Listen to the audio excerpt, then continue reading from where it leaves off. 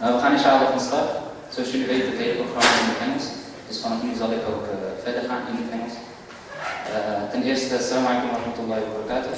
Welkom allemaal. Welcome to the second part of the Islamic Finance Symposium. Earlier today we had a workshop, and now we're going to the lecture, wherein Dr.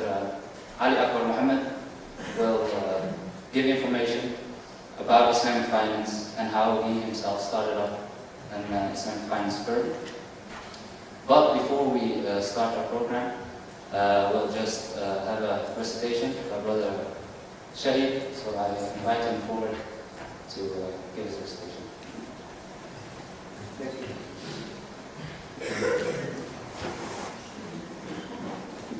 أعوذ بالله من الشيطان الرجيم. بسم الله الرحمن الرحيم.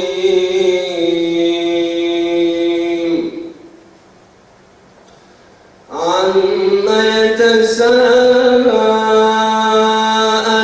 عن النبأ العظيم الذي هم فيه مختلفون. كلا سيعلمون ثم كلا سيعلمون. ألم نجعل الأرض مهادا والجبال أوتادا وخلقناكم أزواجا وجعلنا نومكم سباتا وجعلنا الليل لباسا وجعلنا النهار معاشا وبنينا فوقكم سبعا شدادا وجعلنا سراجا وهاجا وأنزلنا من المعصرات ماء ثجاجا لنخرج به حبا ونباتا وجنات ألفافا. إن يوم الفصل كان ميقاتا. يوم ينفخ في الصور فتأتون أفواجا وفتحت السماء فكانت أبوابا وسيرت الجبال فكانت سرابا. إن جهنم كانت مرصادا للطاغين مآبا. ماكثين فيها أحقابا. لا يذوقون فيها بردا ولا شرابا إلا حميما وغساقا جزاء وفاقا. إنهم كانوا لا يرجون حسابا وكذبوا بآياتنا كذابا. وكل شيء أحصيناه كتابا. فذوقوا فلن نزيدكم إلا عذابا. صدق الله العظيم. First of all, brothers, Jazakallah khair. May Allah grant you Jannah just for your beautiful recitation. I'm going to keep it really short. Our main goal for this Symposium Islamic Finance is we want to make you all aware that there is a way to finance your lives, which is halal, which the current system does not allow. And for this, we organized this together with ORD, and we invited from the UK Mr. Ali Akbar to tell us more about Islamic finance and how he started up his own firm with Islamic finance. Allah says in the Quran, in Surah Al-Waqi'ah, He tells us about Sabiqun. Sabiqun in this verse refers to the Muhajirun, who were the first ones to embrace Islam. And our main goal for this event is, inshallah, to also inspire those who attend to be the first ones to take steps and make also Islamic finance possible here in the Netherlands. I'll just quickly go through the time schedule.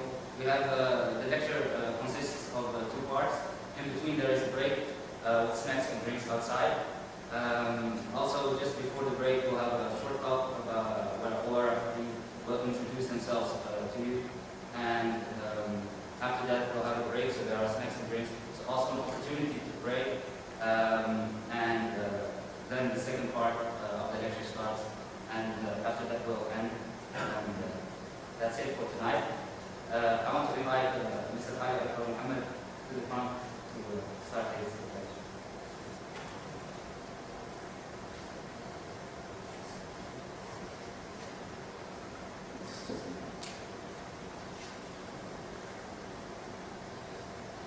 The reason I must show you this is not just because it looks nice, is that we were criticized for having this 5-sided star as a symbol of things beyond human capabilities. But the way the animation was made, it was made by Professor Ahmed Mustafa, a well-known calligrapher. And he was quite impressed with the concept of Ansar and what we were trying to do. So he decided to help us create this. So we were very grateful to him. And we thought it came about very nicely. And it fitted in. There's a lot of technical aspects to it, which there's a video which I won't be able to show you today, but I think it's on our website, which explains the golden center and various aspects of the proportions that are in there. So I hope you have the chance to go to the website to look at that.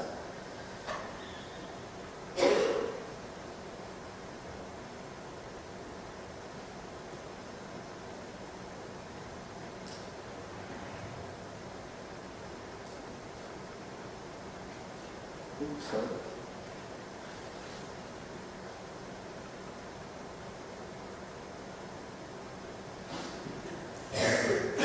Okay, so now Ansar Finance, in the introduction was a little bit incorrect. It is not my firm.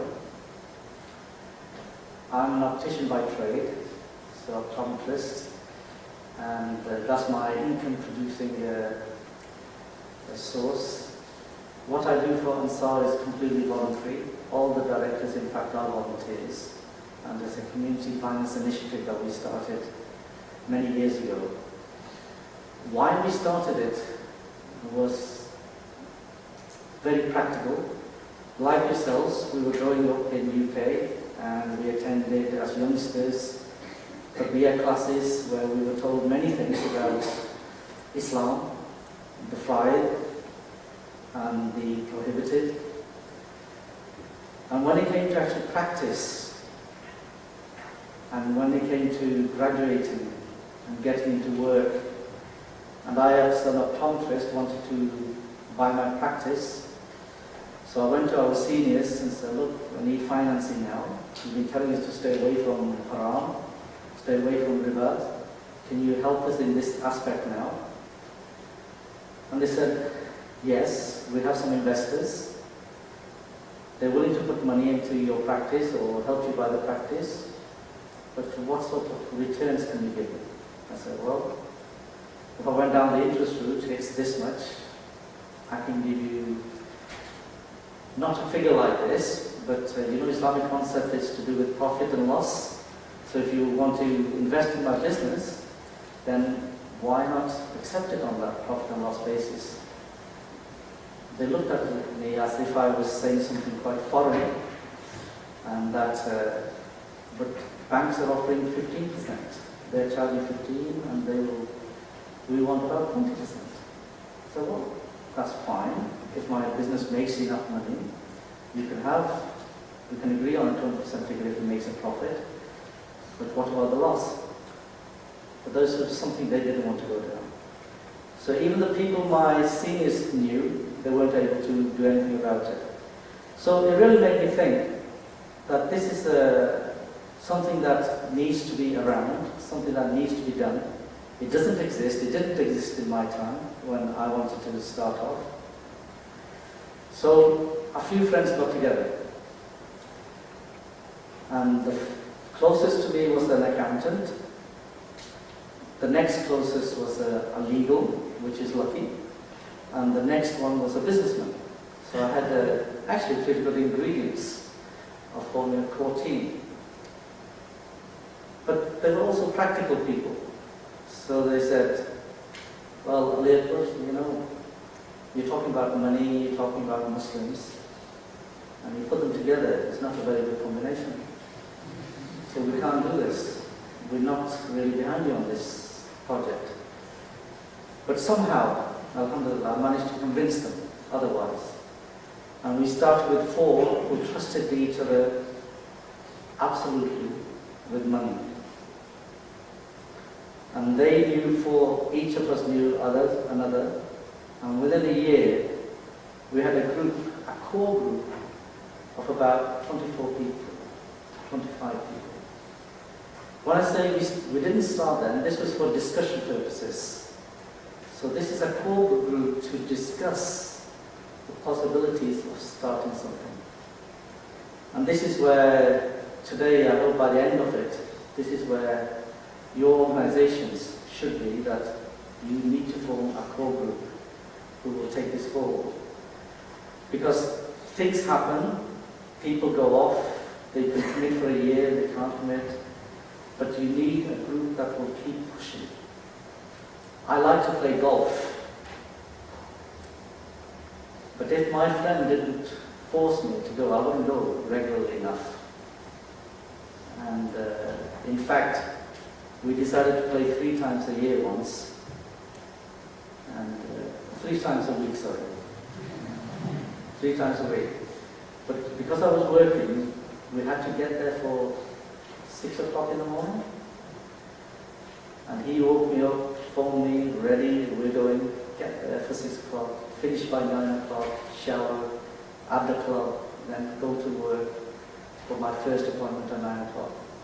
So this is where you have to do things. But alhamdulillah, 20 years on, we have an organization that is functioning.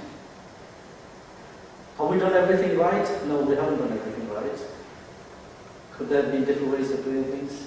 And this is what, hopefully, if you decide to do something, our communications should be on that basis, that we can advise, we can help, and we can suggest things which may help you to take it further.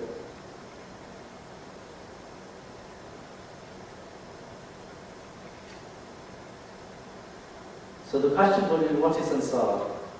People already mentioned about migration from Mecca to Medina. Well, we're talking about those people. So Ansar is about helping each other. And again, coming back to the original part where my friends were hesitant, this was the reason they were hesitant. But if we don't help each other, then, this thing about HSBC and Mr. Cameron wanting to make London the hub of Islamic finance. This is something to control Islamic finance, something that they don't want you to take charge of as Muslims. They want to do it in a way that suits them. And they want to keep certain aspects progressing the way they've been progressing for the last few thousand years, which is that money flows in one direction. Now, don't ask me where these figures come from, because I wouldn't be able to tell you. But Abraham Lincoln is quoted to have said that at the time of the Romans, when the Roman Empire was collapsing, there were 2,000 people who owned half the world's empire, world's wealth. 1998, the United Nations Development Organization, they worked out there were 225 people who owned half the world's wealth. And in 2013, there are 85 people who own half the world's wealth. And this is the economic system that we exist in. And when somebody who was part of that 85 was interviewed, he had the nerve and the audacity to say that this is something good. And it was something that people should really congratulate these 85 people on. And the system, because it gives the 6.5 billion other people something to aspire to aim for, to be one of those 85 people. So that's the logic of this system. Ansar is a not-for-profit charitable company founded 20 years ago. It's attempting, so obviously we have to make it really look very good when we talk, but it's attempting to be a leader in promoting the guidance of Islam, a comprehensive solution. So although we're only going to mainly discuss Qadda Hassan and maybe the home finance scheme, but we're talking about how inheritance is done, how business dealings are done, how zakat is distributed in a fair manner, how sadaqah, if it's given, how that should be implemented, why we should implement it, many other things. In all societies there are laws, tax laws. We had a company in the UK who were giving tax solutions, and one of the ways was to say how you could minimize your income tax. In fact, how you could almost reduce it to zero, your income tax. But they were using legitimate structures. When I say legitimate, I mean they were using, let's say, loopholes in the system. Now those loopholes are unintended loopholes. The tax people don't put them there so that you can utilize them on purpose. They're unintended. And they were using this was, by the way, a Muslim company. And they said we are doing Islamic, helping people with Islamic finance, and we are promoting it, and we will help you reduce this. When asked, we asked them, but this is not actually fair to even the tax money. They were quite surprised, and they said, look, we're doing something legal. I said, well, it might be legal, but is it fair? Is it right? Is it correct? So in the same way with all Islamic finance, that's the questions we have to ask. Is that what's being achieved? The true essence and spirit of Islamic finance is very important. It's got to be community-based. See, the banking, again, there's a whole lecture series on what is banking and what it should be. There is no such thing as as banks, per se. There's facility to move money around. There's facilities to pay things. But the way Islamic banking has gone as an institution, I think that is not a legitimate business. Now, people may start to argue with me later, but if we do it later, it will be better rather than now. But we have our main scholar that we noticed, somebody called Sheikh Haitham al-Haddad.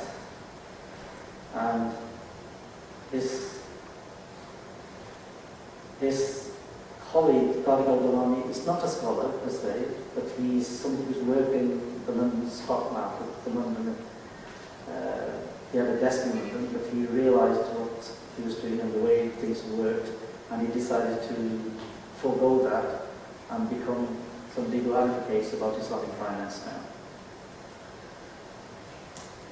Our main focus of Ansar is threefold. We do Qardahasam, we do education, advocacy, and development research. Now, even the Qardahasam we started off with, or the interest-free loan we started with, the reason I make a distinction between Qardahasam and interest-free is because they are actually very different. And that's why when we come on to it, when we talk about home financing, there's conventional home financing, there's Islamic banks and home financing, and then there's Ansar and home financing. And there's a vast difference between the three of them.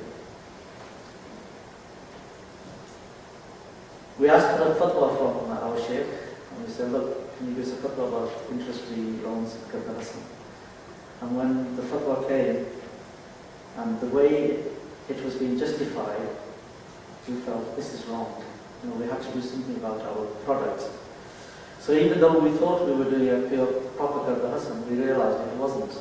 It was based on Qardahasam, but we were putting conditions in unintentionally, which we didn't realize, and then we had to modify it and change it. And what we've got this year is, I believe, a pure Qardahasam. When we say education, earlier on in the workshop, we were sort of talking about attitudes, changing minds. There's a bit of a talk I've got written out. I wrote it out here, and I was going to do this, and I might still do it, on a promise from you, the audience, that you will not get too offended. And if you do get offended, you won't come out here and do something to me, okay? Because there are questions you have to ask each yourselves, and then your relatives and your friends, because it has implications of interacting with each other in different ways. So we'll go into that as well. So there's a lot of education needed around Islamic finance, about riba itself. But I don't mean coming to a talk like this on Islamic finance and education. I don't mean technical aspects of Islamic finance. I mean to actually just look within yourself and say, right, my attitude is going to change towards riba, towards doing business, towards being fair. You know, in the UK we have something called the VAT tax. I don't know whether you have an equivalent here. Huh? Is it? Right. So if you have the equivalent, now I know honest people in quotation marks, Islamic people in quotation marks, who they do their utmost to pay the least VAT in different ways. They go to their accountants, and the accountants are, rather than doing their bookkeeping, they're telling them, okay, how much VAT do you want to pay? So you tell me, do you want it back this month or do you want to pay it this month? Now, if we've got accountants, and people are here with the accountants and we want to become accountants, you don't want to be those sort of creative accountants, right? So, all this talk about changing attitudes and changing minds is to do with living Islam in everyday life, and especially in the focus of Islamic finance. And that means making hard choices. It will mean if you will not be able to make that much profit because you have to do it in this manner, then so be it. If it means having to pay more for something that you would normally have paid less, then so be it. So there are choices to be made like that. Now, a friend of mine, when we started this off, he said to me, if you manage to get a fund where I can buy a house in a halal mechanism, you tell me. Let me be the first. You come to me. When we had arranged it, enough for him to be financed, it became a little bit too expensive for him. When I say a little bit, I mean a little bit. I don't mean a big bit, I mean a little bit. And would you consider £50 a month too expensive? So this was working out £50 a month more than the interest-based system. And why? Well, we haven't got the economies of scale. So it was proving to be a little bit more expensive. And this was somebody, by the way, who's classing themselves as a guy in Islamic work and youth work, and, teaching others how to be, don't do this, please do this. So he went down the conventional route. Why did he go down the conventional route? Because there's a fatwa, as you know, European Council fatwa. It still exists, doesn't it? Right? It's still applied. Applied in the wrong way. Yeah, it's applied in the wrong way. Yes, you should only get what you need for your first house. You should only buy the smallest house you need. You should only pay off as quickly as possible so you don't go on holidays in between, and so on and so forth. But that's not the way people do it. So there's a lot of education. That's the sort of education I'm talking about. All right? Research. Now, development and research. That's more to do with, well, there's 50 different types of financial transactions in the conventional system. This is just a number, by the way, I've just picked up. Don't say 49 or 52 or whatever. So there are, let's say, 50. Now, Islamic finance and Islamic economies don't have to duplicate and replicate all those 50. So Sharia scholars and Islamic finance students and PhD students, they go and transfer that. I'm going to duplicate these, replicate all 50. This is what I'm going to produce, 50 other products, and they're all Islamic now. And they're Islamic because I've changed capital here or interest here to rent, and I've done this and I've done that, and now it's Islamic. So what are the products we need? Those are what our research and development is about. What are the actual products that Muslims need to live, function in these societies? And it may only be 10 types of products. Most of them will come under musharaka, trade, buying and selling, and Gaddafi we mentioned. There won't be too many others. There's obviously istisna, Islam, etc., etc. And again, this isn't an Islamic terminology lecture. It's not an Islamic finance lecture per se. We're going into all these technicalities. So these are the sort of developments that we're making, so that what we want to do, even if it takes longer, is to actually take our time and do it the right way. Okay? Now,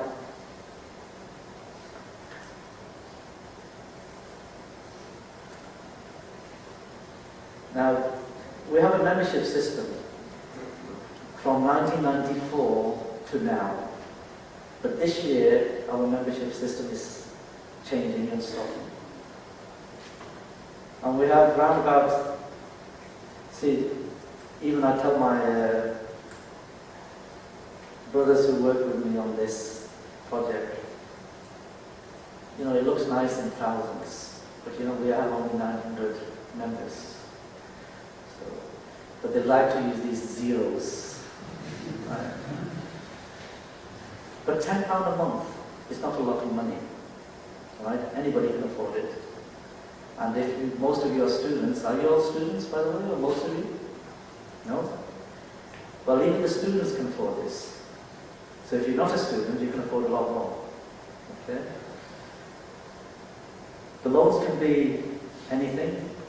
We had a system where we said you could borrow up to £4,000, and for some reasons, loans should be for emergency, by the way. When we had this membership, we said, look, you're members, but only come to us if you really need it. And for some reason, everybody's emergency happened to be costing £4,000. So I wasn't sure why that was. So we changed our system that those who are donating, they are not members now, they are donating. So they're not entitled to a loan because they're donating.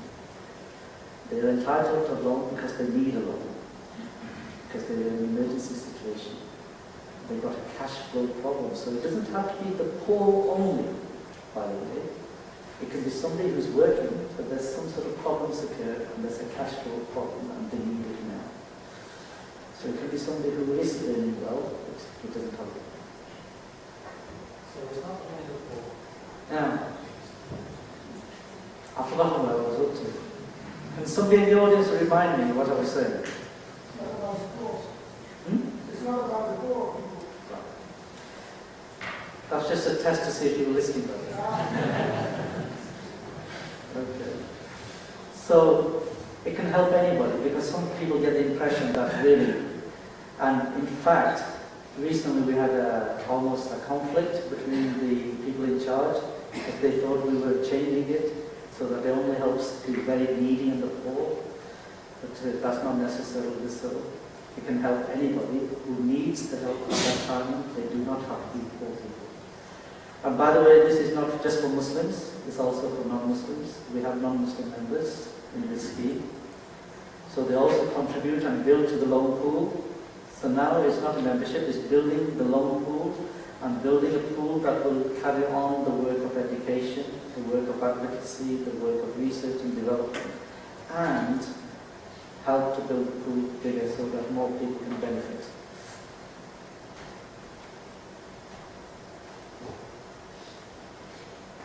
So there's a lot of work to be done.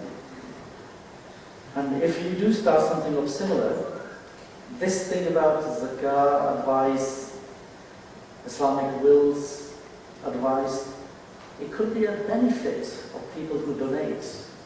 You could offer it as a free service to those people, these sort of things.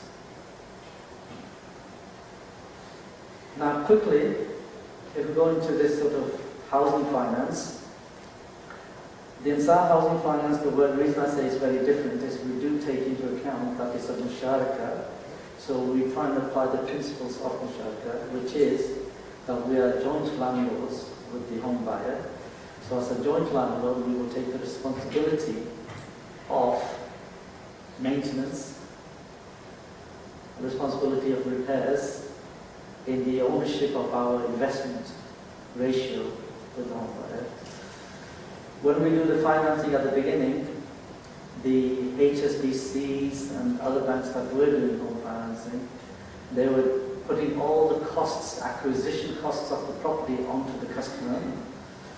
So they had to pay both legal fees, all the survey fees, but we will share that with the home buyer. And we've decided to share it 50-50, even if they bought only 20% of the house. If we do rental, it's not going to be based on base rate or LIBOR. It will be based on market rent. So that is another difference. When we buy the house back, or they buy the house back, it will be at market value. So that if the market rate has gone up, the home buyer will have to pay more for his share of the house that he's buying at the time. If it's gone down though, they will buy it at the lower price as well. So if you think about it, that will mean that the home buyer will never fall into negative equity. Negative equity means that means owing more than the house is worth. He will never fall into that position. Now, having said that, we did the pilot scheme, but was it the right thing to do? In hindsight, no, I don't think we did the right thing. The reason being, it takes a lot of money, it takes a lot of, it's all locked up in bricks and mortar, so you need people to invest for a very long time. Unless you have a perpetual scheme and a secondary market of some sort where people come and buy and deals are going out, so that sort of thing. We are not a public limited company, so we couldn't advertise shares. We were a private limited company that did this. By the way, this is not done by the Karda Hassan not-for-profit company. This is done by a separate company owned by shares. Because the other thing we made a mistake initially was to treat the whole project as one, and both models, both types of work was being done by the same. But we realized that really charitable, education, all that side should be done by one, and they are financed by donations. And this other side needs to be done by a profit-making vehicle. So whatever type of vehicle you decide, it can be done, but it's got to be not financed from donations. So it will be better in this way.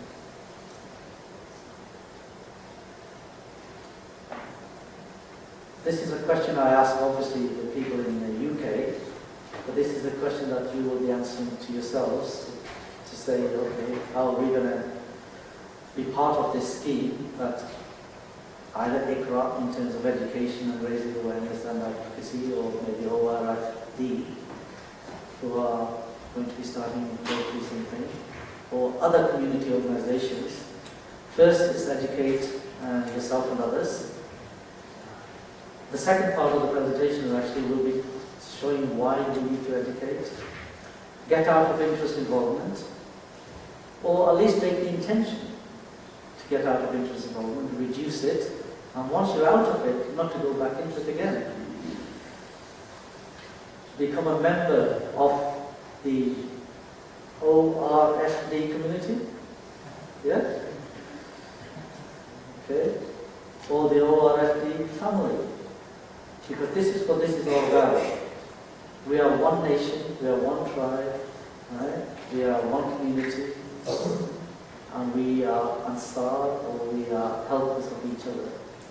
Okay. If you can't give money, there's things to be done by time and skills. And we have to do it. We don't have a choice. You can't keep saying, I'm going into this transaction, I have a credit card, I'll buy this car on interest, because there's no alternatives. And by the way, that European Council Fatwa, it also said, lastly, that apart from taking the least mortgage and paying back as quickly as possible, the community should find ways of producing these products so that you don't have to keep using the conventional system.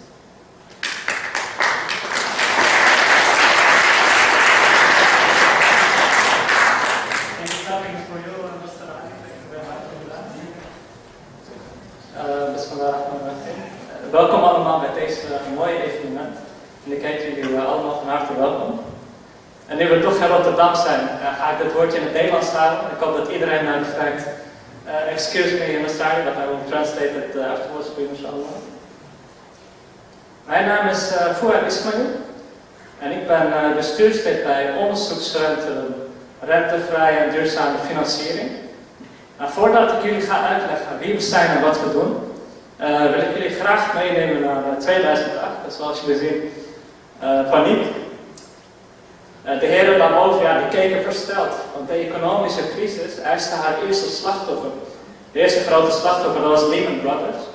Dat zorgde echt voor een hele grote schok voor het financiële systeem. En het had het label too big to fail. Maar uiteindelijk was het toch niet too big to fail, want ze zijn failliet gegaan. En ook om dichter bij huis te komen. ABN AMRO, dat is overgenomen door de overheid.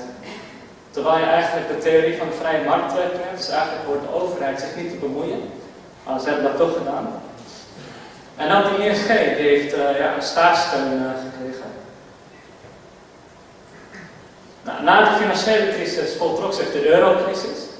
Iedereen kent die beelden in Athene, de Griekse toestanden, de Spaanse tafereelen en dergelijke. En subhanallah, de economen die zagen één bepaalde sector dat bijna niet geraakt is door de crisis. En dat is een sector dat gebaseerd is op Islamic finance en Islamic banking. Nou, nu ik deze situatie heb geschetst, ga ik je vertellen wie we zijn. Nou, zoals het hier staat, wij bestaan uit een groep enthousiaste vrijwilligers die zich bezighoudt met alles wat met rentevrije en duurzame financiering te maken heeft. Wat doen we allemaal? Wij promoten onderzoek naar micro, venture capital, Islamic finance. Nou, ik zal eigenlijk iedere term uitleggen, aangezien ik toch 10 minuten gekregen heb. Nou, micro venture capital, dat zijn ondernemers die aan financiering willen komen, maar niemand durft nog in ze te investeren omdat ze eigenlijk onbekend zijn. En zij zoeken financiering, dus wij zoeken bepaalde islamitische financiering voor ze. Renteloze kredietunies, dat zijn een bulk ondernemers bij elkaar die elkaar renteloze leningen geven. Crowdfunding, dat is een nieuw fenomeen waarbij je via internet, via een online platform, heel veel investeerders kunt krijgen die kleine bedragen doneren in projecten. En privaat geld en Islamic finance. En Islamic finance is eigenlijk het voornaamste verschil met het conventionele systeem, zoals we het noemen. Het eerste systeem is gebaseerd op risico's nemen, op heel veel speculatie, op rente. En gisteren las ik toevallig een grappig bericht, want het laatste nieuwtje was natuurlijk Facebook die de markt opging, die de beurs opging. Iedereen dacht, ja, Facebook, een groot bedrijf, zijn heel technologisch. En er was zo'n Chinese mevrouw die de helft van haar spaarkapitaal erin had gestoken, want ze was Facebook-fan. Jullie hoeven mij niet te vragen wat Facebook-fan betekent. Niet dat ze alleen op Facebook zit, maar misschien meerdere dingen doet. Maar ja, ze heeft de helft van haar aandelen verloren, want de prijs was van $52 naar 26. En Islamic finance, dat is juist een systeem dat niet gebaseerd is op speculatief gedrag of excessief risico's nemen. En het investeert in mensen en kapitaal. Vandaar dat het belangrijk is voor ons om daar onderzoek naar te doen. Wij fungeren als gesprekspartner, dus als instanties vragen hebben over Islamic finance hier in Nederland. Dan komen ze wel eens wat stelde vragen van, joh, hoe zit dat, wat vinden moslims hier en hiervan? En dan zoeken wij dat uit ook aan de hand van bepaalde imams die verstand van hebben. Vorig jaar hebben we ISP-fonds in samenwerking met Islamic Development Bank aan Saudi-Arabië opgericht. En dat is een fonds dat rentevrije leningen, dat is Kalt Hassan, geeft aan studenten die een beta-opleiding willen volgen en daarvoor financiering voor nodig hebben. En ook dit jaar, ze zijn pas begonnen met de promotie. Dus mocht jij een student zijn of een student kennen die een beta-opleiding wil volgen, ga dan naar www.ispfonds.nl en meld je dan aan, inshallah. Daarnaast doen we inscriptiebegeleiding met onderwerpen als islamitisch verantwoord ondernemen en Islamic finance voor de zakelijke markt. En met trots kan ik zeggen dat dit onze eerste seminar is in samenwerking met IPRA en inshallah willen we daar vervolg aan geven. Nou, wel nu, jullie wat verteld heb hierover. Vorige week was ik namens ORFT in Luxemburg, waarbij de Islamic Finance Forum was, waarbij veel CEO's kwamen uit de golflanden, uit Jordanië, uit Noord-Afrika, die vertelden over hun successen daar. Dus hoe hebben ze Islamic banking daar geïmplementeerd en wat kunnen wij nou doen in Nederland?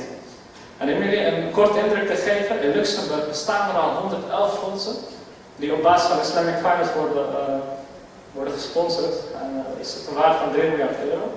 Maleisië, dat is het grootste land waar Islamic banking activiteit plaatsvindt. Je zou denken aan Saudi-Arabië van golflanden, maar Maleisië is daar de nummer 1, mashallah. In Europa, van de UK, een beetje in Frankrijk, een beetje in Duitsland, is maar 1%.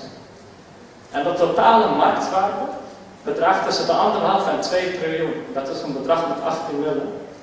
En je hebt hier in Europa 20 miljoen moslims. Dus dat is echt een hele grote markt dat niet bediend wordt. En in Nederland, we staan nu in Nederland, in Rotterdam. En daar zitten heel veel belastingspecialisten hier, hoop ik. Er zitten accountants, er zitten juristen. Ga zo maar door. Wij zijn degene die aan Islamic Finance moeten werken. Wij zijn degene die kennis op moeten doen over wat Islamic Finance nou inhoudt. En hoe we dit kunnen uitzetten en voortzetten, inshallah. En deze seminar is ook bedoeld als inspiratie. Dus ik wil jullie vragen om een van de volgende dingen te doen. Iedereen heeft een flyer gekregen. En zo niet, wij staan buiten hier in de stand. En vul alsjeblieft deze vraag in. Meld je aan als onderzoeksrespondent. Want als wij aan een product denken of iets, dan moeten wij weten wat is eigenlijk behoefte voor moslims hier in Nederland. Meld je aan als vrijwilliger. Als jij kennis wil opdoen over Islamic Finance en wil horen bij een enthousiaste groep vrijwilligers, meld je aan, inshallah. Tot slot wil ik eindigen met een paar wijze uitspraken van Henry Ford, dat is de oprichter van een autofabrikant, waarin hij heeft gezegd: coming together is a beginning. Keeping together is progress. And working together is success. En mogen Allah subhanahu wa ta'ala ons allemaal succes geven, inshallah. En wij staan hier buiten bij stand. En tijdens de pauze kom gewoon naar ons toe, praat met ons. En we gaan contact inshallah. Assalamu alaikum.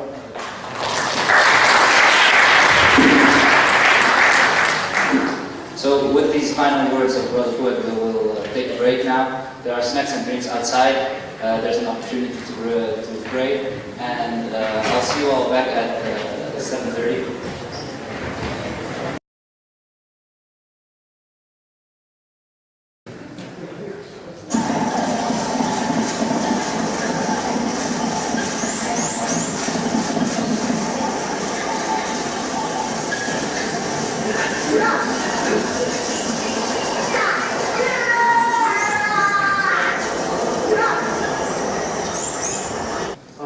That was when I used to have more hair, by the way. I have to confess, we've stolen this from Mr. Bush. Okay, this terminology. So, now I was going to say that I wanted to. It's not an academic lesson. This. It's not an economics paper. It's not even about banking, per se. We're not trying to set the banks here. And I haven't even really gone into the history of interest, usury, where did banking all start. And somebody was talking about the technical aspects of Islamic finance itself. There's whole lecture series, there's online lectures, talks, that people can go into if they want to do this. The reason we don't do it is we think all that's out there. But what isn't really out there is this thing that, whether you call it interest, whether you call it riba, whether you call it usury, riba and usury, I don't like the word interest too much, because interest is not as dangerous, it's not as serious, it doesn't have the gravity, the consequences that usury has, riba has. And I think we need to know that in our religion, riba is very, very serious.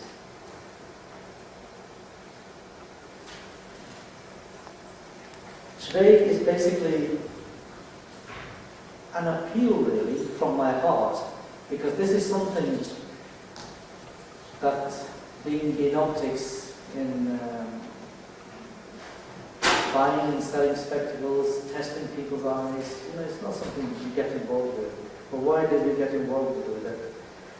It's one of those concepts of Islam, one of those strong components of Islam, which people seem to have just brushed aside, forgotten.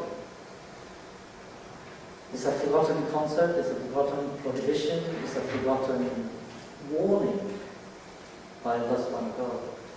And although people know it's in the Quran, they know there's a haram label attached to it, but somehow we've managed to just push it to the back of our minds. We've managed to ignore it. We've managed to sort of sidestep and go around it in various ways. So this is really today, this is what I was saying at the beginning. You may think I'm being overburdening this point, and you may sometimes find it offensive that you know about Islam, you know it's prohibited. So why are you still telling me about this? It's like during one of the reminders during Ramadan, I did at one of the mosques, and we simply said, can everybody here just put up their hands who are in business, who pay the proper income tax, who pay the proper VAT tax, who pay the proper, they account for pennies they spend on tea and biscuits. Who does it properly? And nobody in the world is put up their hands. So this is the sort of thing I'm talking about when we talk about usury, riba, a forgotten concept in Islam that we do not deal with riba itself. And riba comes in many forms. Again, it's not an academic paper, so we don't want to go into all that. Some are very obvious, and some are not so obvious. So you have to be careful.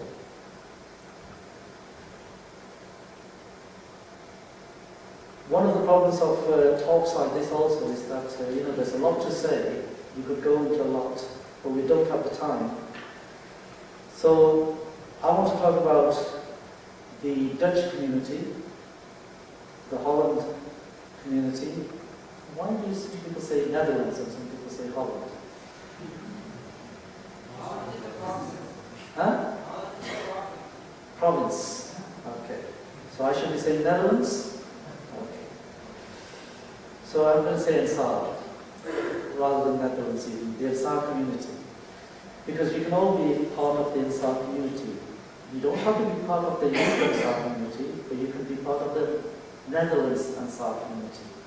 The people who help each other. So the Ansar community really is about changing attitudes, changing minds, a change in heart of how you look at money, how you look at wealth. And wealth is not just money, by the way. It's about borrowing and then paying back.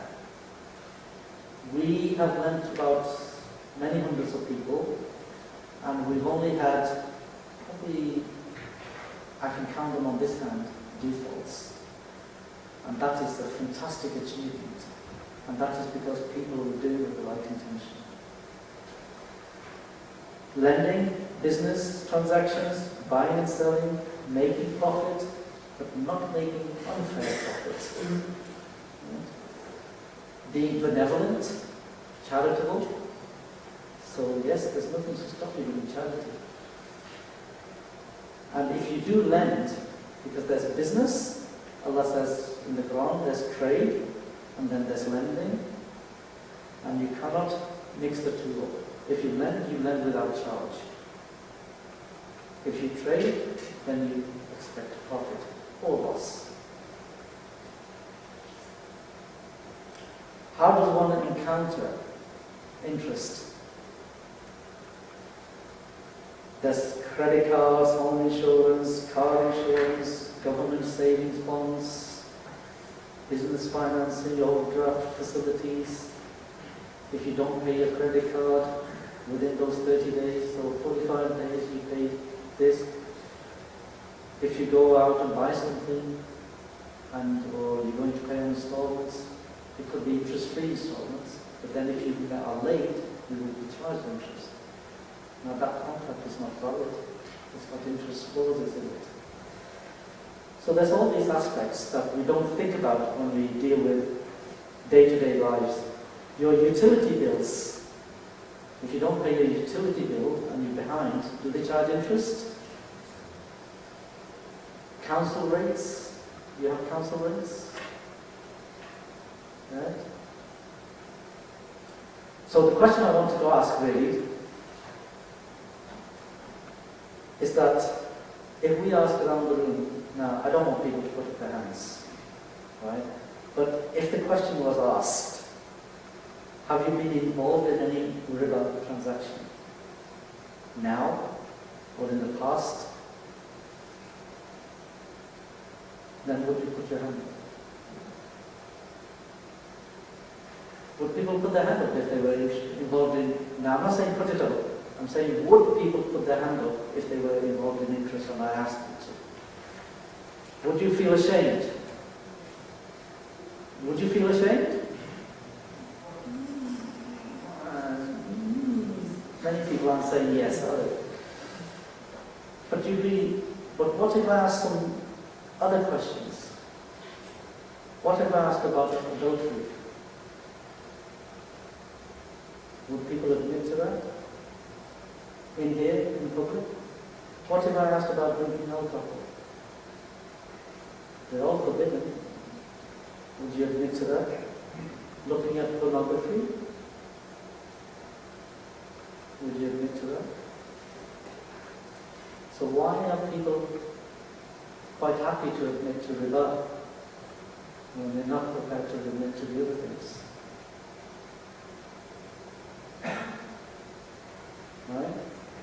It's a serious question, and something that I think every one of us as Muslims need to ask ourselves. Why are we prepared to answer one but not the other? So is that less haram? Is that makruh? Is that... And this is very haram? No, riba is very haram.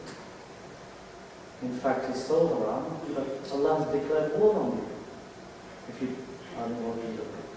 He doesn't declare war for the other harams. Would I expect to invite a friend of mine to dinner and he comes along with his bottle of whiskey and puts it on the desk and everybody's sitting around and we're quite happy to deal with that? We have objections. In fact, I used to take my staff out, they're all non-Muslim, I used to take my staff out for dinner, and when I started work at that place and we went for annual staff dinners, they would drink alcohol. I felt uncomfortable, so I had a word with them all, and now they all drink soft drinks for my benefit. They don't drink alcohol on those occasions anymore. So, people are willing to accept things for this long. So this is why I think with these things, we need to look at riba in a serious way and say, my intention is now, if I am involved, to be less involved, to get out of it, not to deal with it again. I'm going to encourage my friend to do the same. And I'm going to make them realize how serious it is. Would you even use the word disgusting? That somebody who's dealing with riba is a disgusting act? Because I think, I don't need to go into it in detail, but people know the hadith, what compares riba to adultery. So if that's a disgusting act, and Allah and the Prophet is comparing it, then is riba by connection disgusting as well? So if that's the case, what I'm boiling down to is why then the Muslim community has not done anything about it. All these years, you've got mosques. So the community in Holland, in the Netherlands, has been since the 1960s. Many people have come since then, 60s and 70s. And for the 40 years, 50 years, why has the community only got halal food, mosques, schools, madrasas, but they haven't got Islamic harmonies? This is a serious question that can and needs to be answered.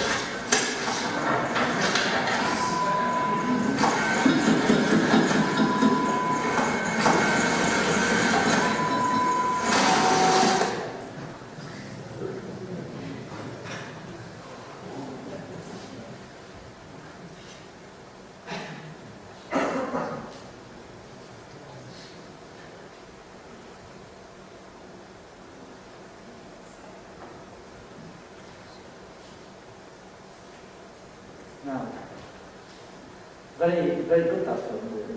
I find it very good because it shows that the result of running after wealth, there's only one end to it.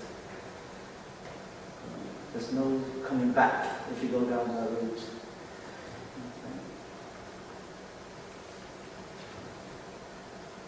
Now, money, there's two types of money. There's money that you use on yourself, consumption, food, clothing, it's a consumption type of money. And there's productive money. And that is something is very important when we talk about Islamic financing, starting initiatives, that it's got to be productive investment. If people need to invest, it's got to be productive.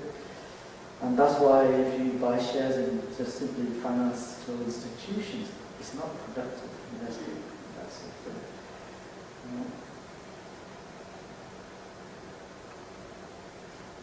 The Muslims of Holland, Netherlands, right, is 16.5 million. Sorry, the population of Netherlands is 16.5 million. Muslims are coming up to about 1 million. But the reason I say 16.5 is that for Islamic financing, which is just financing, fair financing, looking after each other, helping people when the help is needed, is open to not just Muslims, it's to non-Muslims as well. So the market is not only the 1 million Muslims here, the market is actually 16.5 million in Netherlands. And then if you take the other countries in Europe and so on, the market is huge, right? And this is the way we should be looking for it. And it's actually, there's an English saying that there's no such thing as a free lunch, right? But we want to show the non-Muslim community that there is free lunches, you can have that, and that the Muslims are willing to help you, even though you're non-Muslims, and we're willing to help you in finance, in money. If you need it, here it is. And you don't need to pay me anything extra. Now, if you offer that to a non-Muslim, they probably won't take it. Because they think there is something, some connection, there's something you're not telling them. Alright? So this is sort of attitudes that we need to counter. And you might say, well, you don't know Netherlands. The community is here very terrible, the non-Muslim community. We've got all these laws, they're trying to bring this, were they trying to bring the burqa recently? Right? And so even I've heard of gate rules, isn't it? So Amsterdam is what? It's the 4th most important business center of Europe. Did you know that? So it's only behind Frankfurt, Paris and London. Why do I mention this? The reason I mention it is I think the Muslims underestimate themselves everywhere. We have a lot to give, we have a lot to show, and we have so much values and ethics in all sorts of fields. And Islamic finance is actually one of them, where you can show this, and this has a real impact on people's real lives. Netherlands have done a fantastic achievements. And we've got 400 mosques in Netherlands. And some people will probably say that's too many, right? Because obviously when one imam is upset with the other one, they form another mosque. So it's exactly the same in the UK. In fact, I bet you don't have this in Holland and the Netherlands. We have one road where on one corner, so this is the road, we have one corner, mosque on one corner, and a mosque on the other corner. Right? Yeah? So I've suggested they build a flyover from one mosque to the other one, but they weren't quite happy with it. Okay. You've obviously got elementary schools, 2 high schools, 45, is it? Is it? No, you don't have them now? What happened? They closed down? No, high school. Okay. So the internet is out of date. halal food is not a problem, but halal finance is a problem. So this is why really my aim of today is really to say people have got to take the first step. And from this audience, you know of two organizations that are existing here. Was there a third one? ICRA, ORFD, was there a third one on there? No? No? So there are two organizations definitely that people should be involved in. So ICRA with education and with research and development, and advocacy, but ORFD with actually the practical aspects. So people should get involved with these organizations and just start using them and form a think tank, form a group, form a core group with good ethical values, and then promote those and get something started. Even if it started small, because we started with only 25 members and we had 0 funds. At the beginning, we decided to contribute according a percentage, 10% of our income to this pool, which gradually, and we even had joining fees. So if you wanted to join the organization, you had to pay, some people paid £900 joining fees. But those were people who owned £30,000 plus per year. But that was only for the first year, just to quickly boost the pool. And after that, we got rid of the joining fees, we brought it down from £50 a month to £10 a month, so that everybody could be part of it. Because the secret in this is that it should be accessible and available to people to be participating. And I think if you do $10 or whatever, €10, then I think that's not an issue. And participating is important, because then you know that you are part of this organization. But how you do the decision making, again, you have to be clever. In UK, we didn't do that as soon as you paid the £10 and became a member, that you had one vote, because there are plenty of mosques around who will buy your votes. So all this exists. So you know the communities aren't that different in the UK as in here. So, but am I right in thinking that you haven't got anything started in the Netherlands at the moment? So this would be the next step to do. It was just ask something. I'm going to quickly run through this now, because then I think we'll open it up to question and answer. Because everybody knows this, and my social media guy, he likes all these images. So, you know, he's been looking at a lot of these recent war films and science fiction films. But all this, you know all this anyway. So I don't need to go through it. And you know this bit as well. The giver of interest, the receiver of interest, the witness, the one who writes down the transactions, and defying Allah has consequences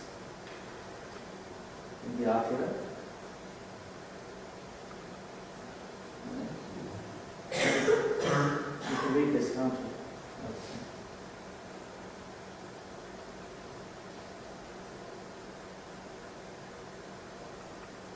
I'm just waiting.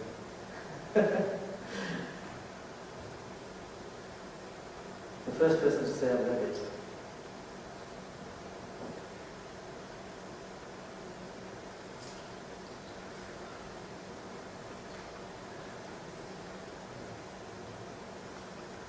But somebody asked me earlier, why is interest forbidden? And basically it's because of this. It's from the people who have the money against the people who don't have the money. This is what it is. It's a control. And in fact, this is how the nations are controlled now. And they're controlled by IMF, World Bank.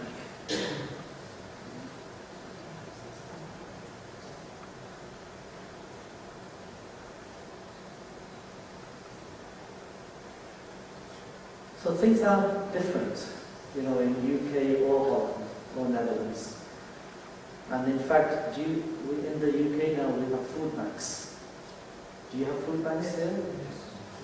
So the issues are the same. And this is why Ansar had decided to completely separate the charitable side from the commercial side. And we do a lot of work on the charitable side as well. So in addition with helping Qaddafi, we give debt advice, how to manage your finances.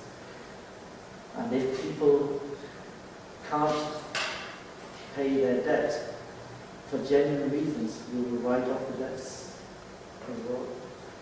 But what we have to do is our work in the first place, that those people who get the loan from us, it's a loan at the end of the day, they have to pay back.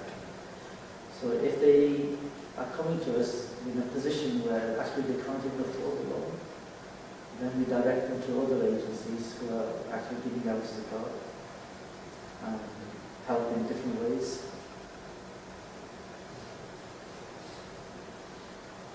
I mean, these are UK statistics, but this is 285 people are declared insolvent or bankrupt every day.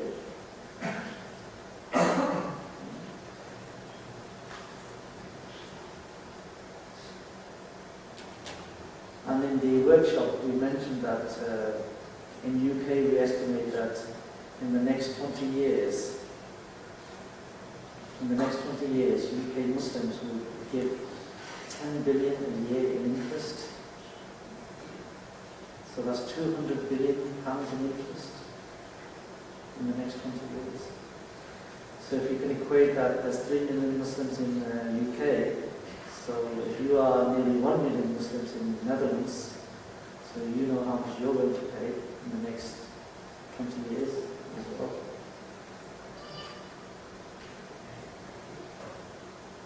Now, the reason people go into these interest-based debts is because they also think they're going to lose out in various ways.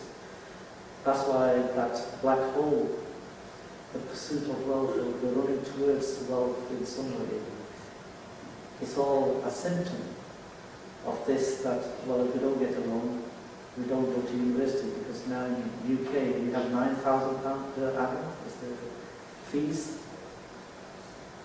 So people can't afford to pay that in cash, so they have to get a loan. And they think that without a mortgage we'll be out on the streets. So,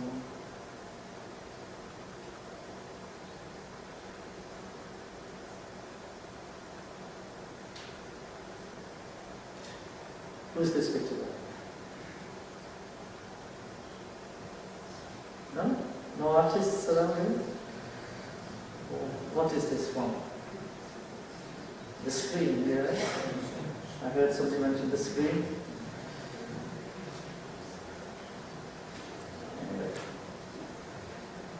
So anyway, we have to wake up. So the message today is Muslim community has a lot to offer, it's not doing anything. The worst thing about the Muslim community I found over the last 20 years and 30 years is that we are lazy, we are apathetic, so people can mention everything they want to, you can listen to everything you want to, you can go from here, and tomorrow it will be back to norm, which is somebody else will do it, but somebody else is not going to do it. So you have to say, where am I going to play my part in this? And this is what I want to do. So it's time we educate ourselves about this, we stop getting into debt, helps ourselves and others get out of debt, and work to develop an alternative. That's what we need to do. So which side will you choose? Do you want to join the struggle against riba, which is actually a duty incumbent upon you as Muslims in this country or in the world even now? It's actually a duty upon you to be part of this.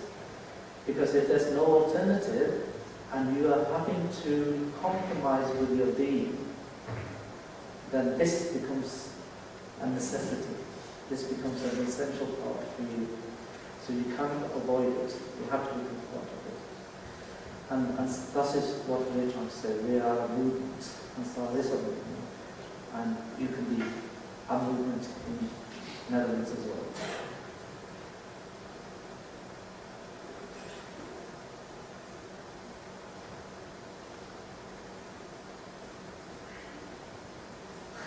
I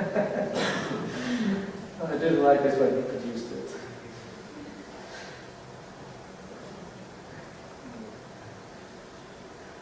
So your donations, so this is when we're appealing for the donations on the charitable side of our program. So we've got this education, intervention, development. Okay.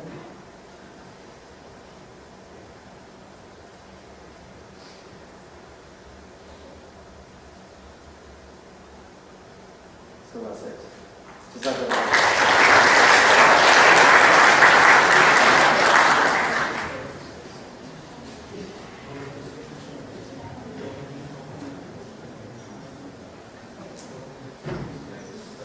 Over to a short question and answer. So if there are any questions, please so I can come to you with the microphone.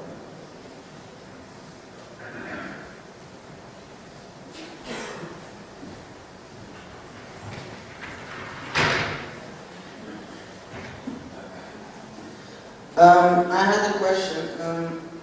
You mentioned before that you said that some of the methods that Islamic banks use, you don't agree with them. Can you explain a little bit more, because I don't understand.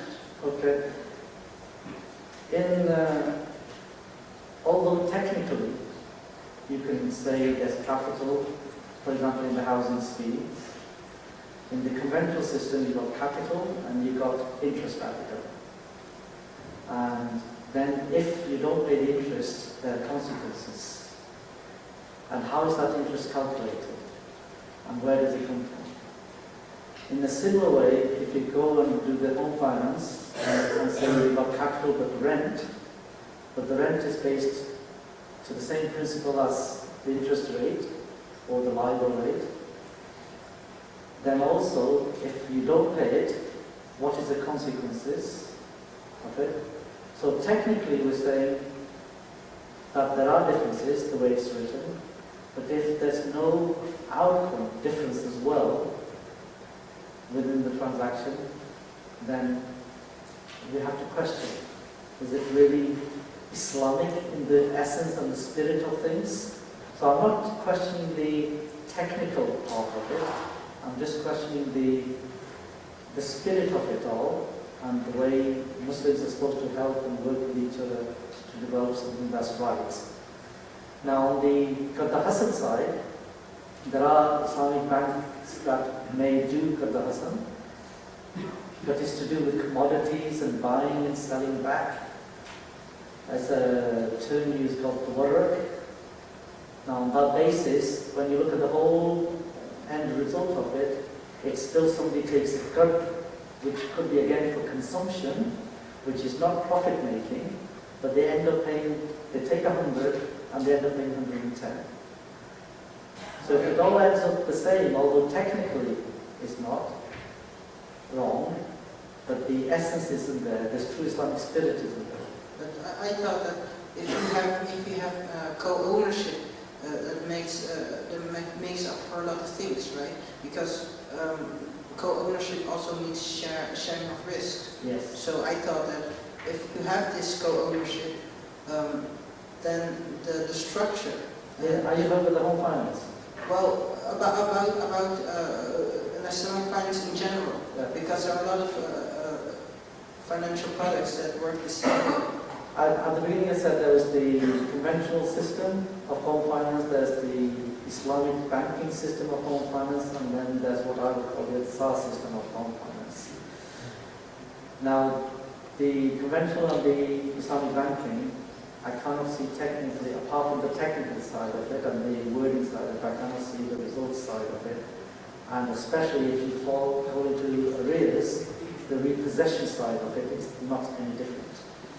Now, on our side, when we did the Ansar model, the acquisition costs are shared, the maintenance costs are shared, the rental is according to market rent, nothing to do with the interest base rate or the LIBOR rate, and the buyback is according to market value, at the time the person wants to increase his share in the home. So if it's gone down, they pay a lower rate, and if it's gone up, they pay a higher rate. So I guess it is unfair on both sides. Yeah, thank you. Any other questions? No other questions? Then we'll answer that question.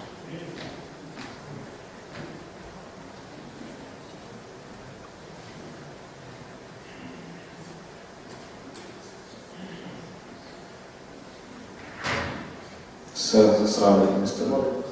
Okay. Yes, your remark puzzles me a bit regarding the practice of some of the Islamic banks. Some of them have different models. Depends also on the regulatory environment they're in. If I can see from your slide, you're giving away 2.8 million pounds sterling to 510 people. It comes around an average card Hassan of around 5,000 pounds sterling, right?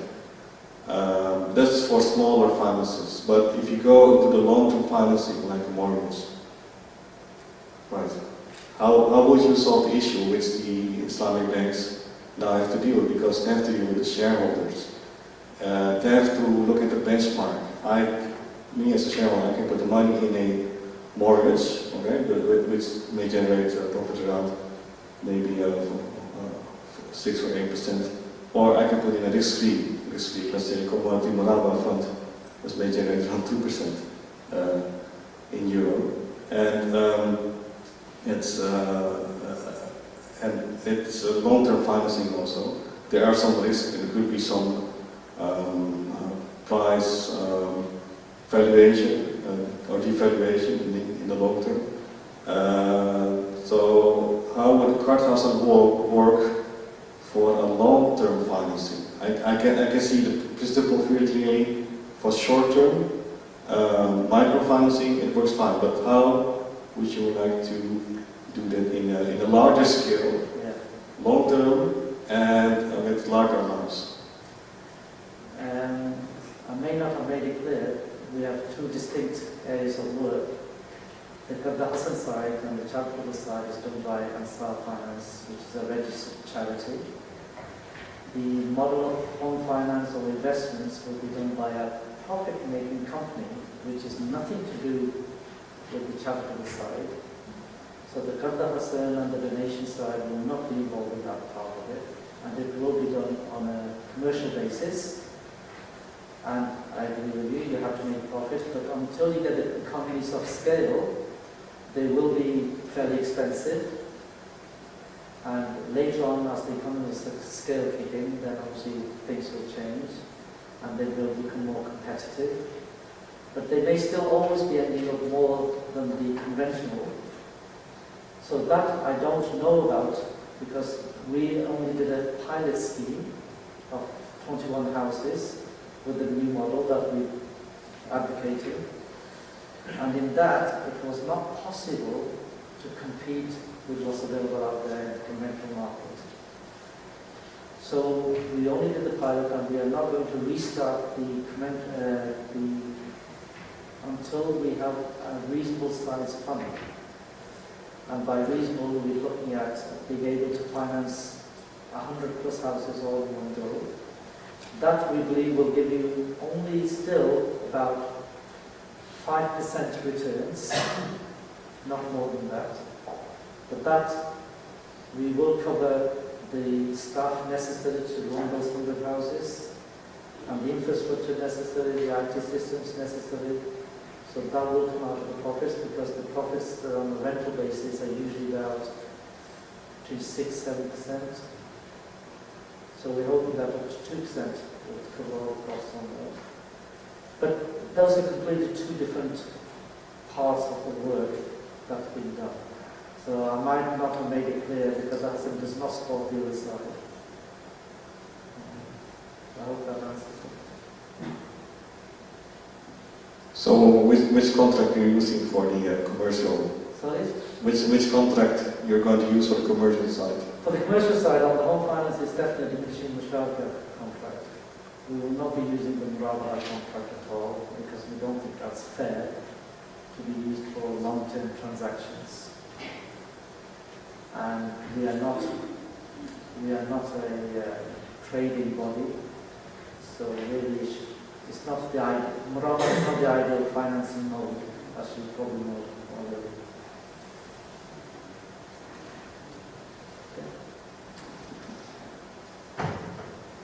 Last question.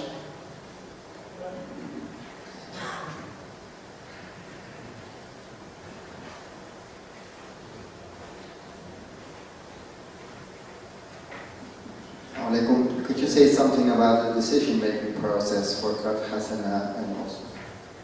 Yeah, this has been quite a long debate, because obviously whenever somebody comes to you, their need is the most important. So what we decided to do, we hold what we call credit or loan clinics. So rather than just having an application form, we asked, at the moment, we have clinics where they will come into the office if they're within an hour's drive, and then we'll be setting up clinics in different areas, and they come and discuss. In that way, we can actually tell them the consequences of taking a debt, even though it's free of interest and without. And some of them at that point, they decide not to. And others who, as I was saying earlier, all emergencies seem to cost £4,000, then they realise that their emergency actually isn't £4,000, it's much less than that. And even when they take that loan, sometimes if it's to upgrade into a worthwhile car, there are additional costs involved with running the car. So we have all these. So we actually discuss, there are certain things we will not give for. So we have, there's categories of which things are Druriyat. Right? So we look at those very carefully, and those sort of things would be something that would really put that family or that person into real hardship. And sometimes we have to be very stern with them or very strong with them, because giving them a loan might actually put them into more problems. So looking at their circumstances, we may actually refuse a loan and say, look, we don't think this is the best route for you. And the best route would be to go to a debt agency or national, we have something called National Zakat Foundation in UK. And in fact, Ansar is also going to actually start a Zakat fund. So if they are not eligible for the Qad Hasan, they will go to the Zakat fund itself. So yes, it's something that we're really looking at very carefully. Because prior to this recent change of membership, we used to be, just because people were members, they were almost expected to be an automatic entitlement, and we were giving it for any sort of reasons. But now we have registered as a charity, which means that we are obliged to open it up to non-members, so anybody can apply, and we will get an influx of applications, and therefore we have to restrict who we give these funds to. And so we will be applying a strict criteria of need and ability to pay. And that was the last question of tonight. Before we end, I have a few announcements. First of all, I want to thank Mr. Ali Akbar Mohammed for coming all the way from the UK to the Netherlands and making some time free in his already busy schedule for us. I want to thank you all for coming and listening to his words and being here tonight. I hope you all took lessons from what Mr. Ali Akbar told us, and that you all put it in practice. Next step, we aspire to make this an annual event and to invite other people from other countries who will also put Islamic finance in practice, other examples for us to show us how we should organize this in the Netherlands. And I hope you guys learned a lot, put this in practice. And last announcement is the 24th of April, we have a workshop about entrepreneurship. It is given by Khalid Darqawi, who is actually with us tonight. And he's a business coach and an entrepreneur himself. So I would recommend everyone you to come by and also take lessons from Khalid Darqawi. And with that, I want to finish the night. And I want to thank you all for coming. سبحان ربك رب العزة عما يصفون والسلام على المرسلين والحمد لله رب العالمين.